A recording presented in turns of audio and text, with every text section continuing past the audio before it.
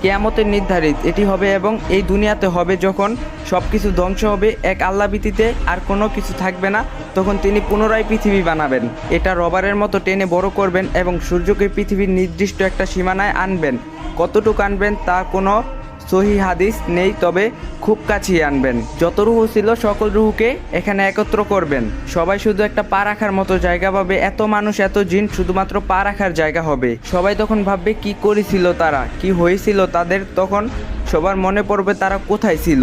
সবাই থাকবে উলঙ্গ অবস্থায়, আমি, আপনি, আপনার মা, আপনার বোন, আপনার বাবা, আপনার ভাই, আপনার স্ত্রী, যাদের জন্য এই দুনিয়া সাজাচ্ছেন। প্রত্যেকে সেদিন কাপড়বিহীন থাকবে, কিন্তু কারো এতটুক সাহস হবে না চোখ খুলে একবার পাশের জনকে দেখতে। সবাই তখন বারজাখের শাস্তির কথা ভাববে, দুনিয়ায় কৃতকর্মের কথা ভাববে। পরিস্থিতি কি হবে একবার ভাবুন। 50,000 বছরের মতো একটা দিন, সূর্য থাকবে মাথার উপর। আবার আফসোস তো আছেই। একবার ভাবো মুসলিম, একবার কি হবে সেই দিন।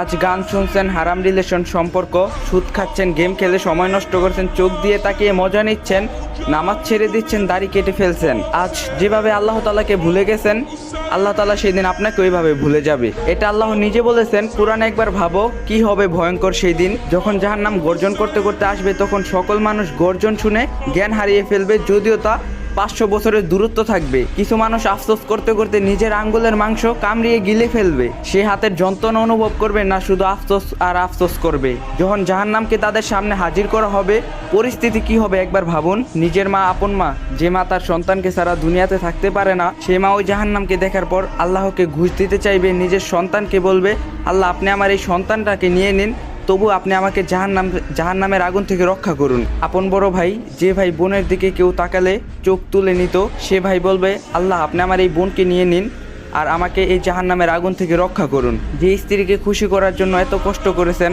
আল্লাহর নফরমানি করেছেন, সেই দিন সেই স্বামী তার স্ত্রীকে তুলে দিবে আল্লাহর হাতে, শুধুমাত্র জাহান্নাম থেকে বাঁচার জন্য। পরিস্থিতি কি হবে সেদিন ভাবো। মুসলিম সবাই শুধু নিজের স্বার্থ খুঁজবে, এমনকি নবী রাসূলগণ।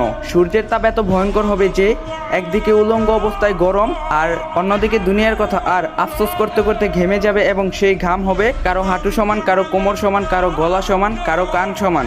আবার কেউ ঘামে হাবুডুবু খেতে থাকবে। ওই দিনের মতো ভয়ঙ্কর দিন নাই। এক জায়গায় কতক্ষণ না খেয়ে দাঁড়িয়ে থাকতে পারবেন, তাও যদি খালি একটা মাঠে উলঙ্গ অবস্থায় রাখি, পারবেন?